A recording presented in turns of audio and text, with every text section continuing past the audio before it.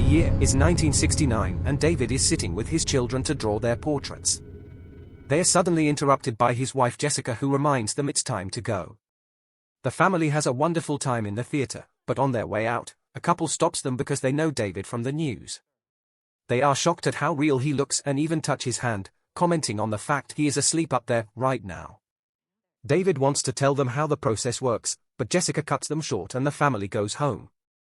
Outside the house, Jessica notices a strange van parked nearby but decides to ignore it for now. Afterward, the couple puts the kids to bed, then they enjoy some time dancing together.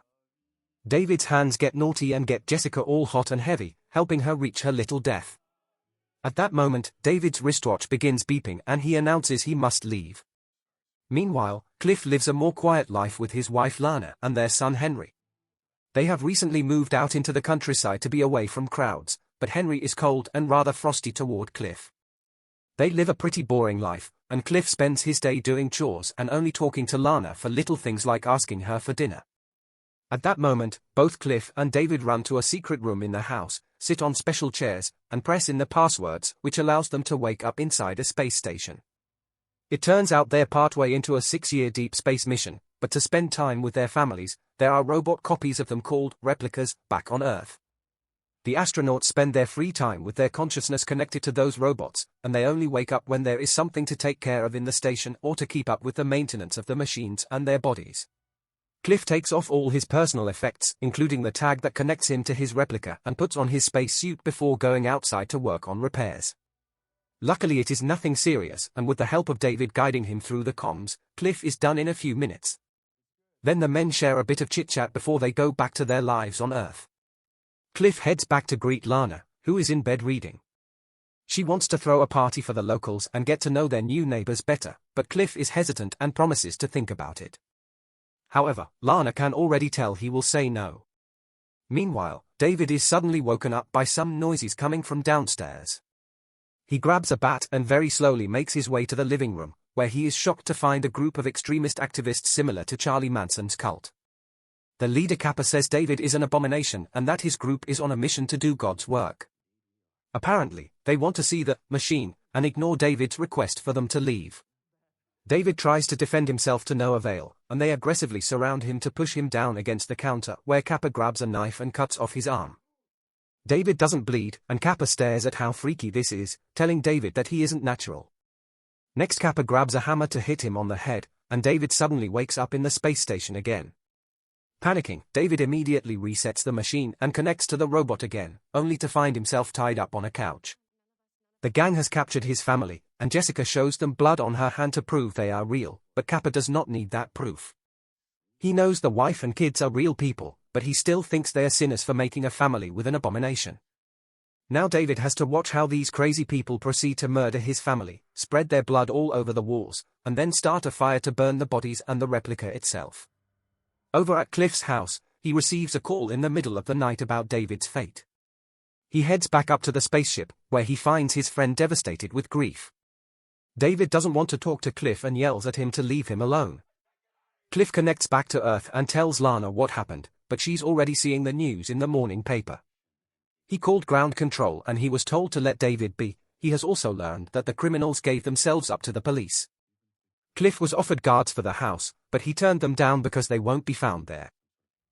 When Cliff goes back to the station, he's really worried, but while David is talking less, he doesn't show any other weird signs. One morning, Cliff reads in the newspaper that David's family will have a televised funeral and realizes David will have access to it. In the station, David watches the funeral alone, which makes his depression worse. Days pass and the isolation plus the lack of anything to do starts to take its toll on David, who is slowly losing his mind. One afternoon while fishing with his son, Cliff receives an emergency report about an airlock issue. When he gets to the station, he finds David locked up in a room in an entranced state, almost as if he is trying to jeopardize the mission or end things for himself. Cliff forces the door open and immediately checks on his friend, but David says he's okay. When he returns to Earth, Cliff shares his worries with Lana. If David does something to ruin the mission, Cliff will suffer the consequences too and maybe even die. Lana suggests that he should let David use Cliff's link for just an hour so he could catch a break from the isolation and breathe some fresh air, but to keep all of this from Henry. Later Cliff returns to the station and while they go over the routine checks, Cliff offers David to use his link. David immediately accepts, but Cliff first goes back to tell Lana that David is coming, so she should be kind to him. Afterward, Cliff uses his tag and sends David to his replica. Once on Earth, David has to take a moment to get used to this new body. Lane gives him a warm welcome and takes him for a walk through the forest, showing him her favorite spot next to a huge tree. David takes in the sights and sounds, marveling at various insects, the air, and even the touch of leaves. It's all too much and he ends up crying, so Lana hugs him to comfort him. After they come back, David takes an extra look at the house while Henry watches from inside. When David returns to the ship, he thanks Cliff for the experience. While Cliff goes home, David is already feeling a bit better and his old inspiration comes back for him to start sketching again. A few days pass and when Cliff comes back to the station, David shows him a drawing he made of the house, which impresses Cliff with how accurate it is when David is working from memory. David points out that if the family buys some oils, he could do a complete painting as a thank you gift. Cliff promises to think about it and returns home to discuss the details with Lana, promising it would only be an hour once a week. At first, Lana is hesitant, but Cliff points out that painting could be the therapy David needs, so in the end Lana agrees. The next time David wakes up on Earth, Lana has prepared a whole art setup plus a record player in the barn. David notices she has a sci-fi book and they chat about the genre for a bit before she leaves him to work alone. For the first time in a while, Lana feels like she has had a real conversation. Days pass with the two astronauts sharing the link as they agreed, and painting again is having a good effect on David. At first, Lana leaves David alone, but eventually, they get to talk more and grow closer, so she spends time in the barn while he paints. One day, David brings Lana closer to teach her how to make a stroke on the painting, and Lana feels warmed by the fact her husband's body is being touchy with her again. When David is alone in the station, he starts spending his time drawing portraits of Lana. Sometime later, David convinces Lana to drive out to the hardware store to pick up oil for the paintings. While Lana buys the oil, David leaves the car and admires what it's like to be in a town again. Once Lana is back, he drags her to the bookstore and buys his favorite sci-fi book. The cashier recognizes him, so he pretends to be Cliff, but things get awkward when she mentions David's tragedy and Lana has to cut the conversation short. They go back to the car and Lana puts her hand on his shoulder to comfort him, not pulling away when he covers it with his own.